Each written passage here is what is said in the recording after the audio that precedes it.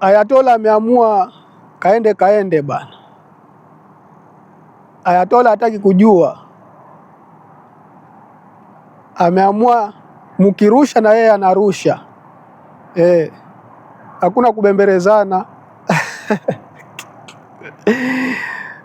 Kutoka saa 6 mchana mpaka saa hii jioni imekuwa imekuwa hectic sana. Yani tumeona siku mrefu. Sisi watu ambao tuko hapa Qatar specifically tumeona siku mrefu sana.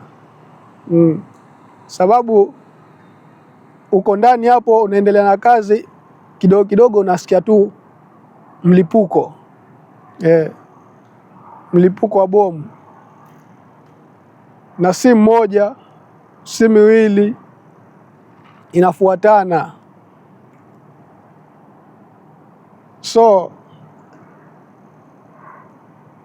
hawa watu inafaa wakae chini, waongee na wasuluhishe hii maneno in a peaceful way. Sababu unaambiwa fahali wawili wanapopigana nyasi ndio zinaumia. Sasa nyasi ni sisi. Nyasi ni sisi bana. Sababu utaambiwa hakuna kwenda kazi, ama sahi leo yote hakuna ndege ambayo imeruka. Ndege zote zimekuwa grounded. Naona ndege zote zimekuwa grounded. Wale watu ambao walikuwa wako na flight zote zimekuwa cancelled. Kwa hivyo zile shughuli ambazo zilikuwa zinawafanya wasafiri, hizo shughuli zimesimama kwa sasa hivi. Kwa hivyo vitu kama hivi huwa vina affect sana daily operation. Yani yale mambo ambayo yalikuwa yanafanyika kila siku bila wasiwasi wote, sasa hivi hayawezi fanyika. Unakaa hivi, unakaa umetulia, ukishtukizia hivi unasikia tu mlio hapo. Ukitoka nje unaona vitu vinakuwa intercepted hapo juu.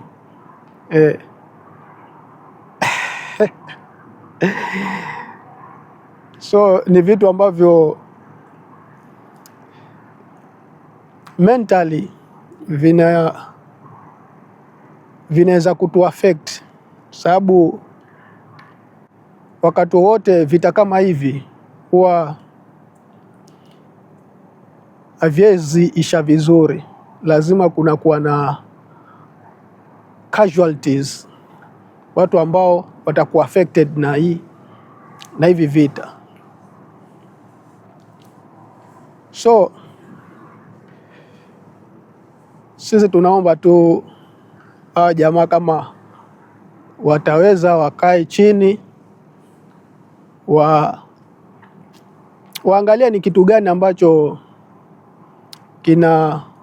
kinasukuma paka hawezi wakakaa chini wakapata suluhisho. Sababu last year ilikuwa June. June hali ilikuwa kama hivi. Kwa siku moja tulihangaika hivi, alafu ikastop. Wakaenda kwa kama ni negotiation, sijui kama walienda kwa negotiation, haiku materialize, wamerudi tena kwa vita. So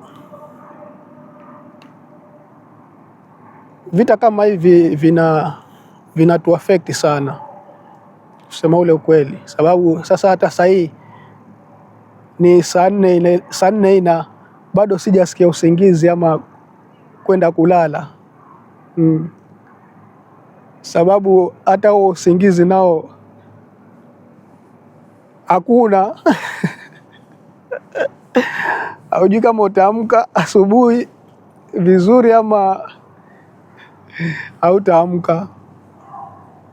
so mentally inatu affect sana.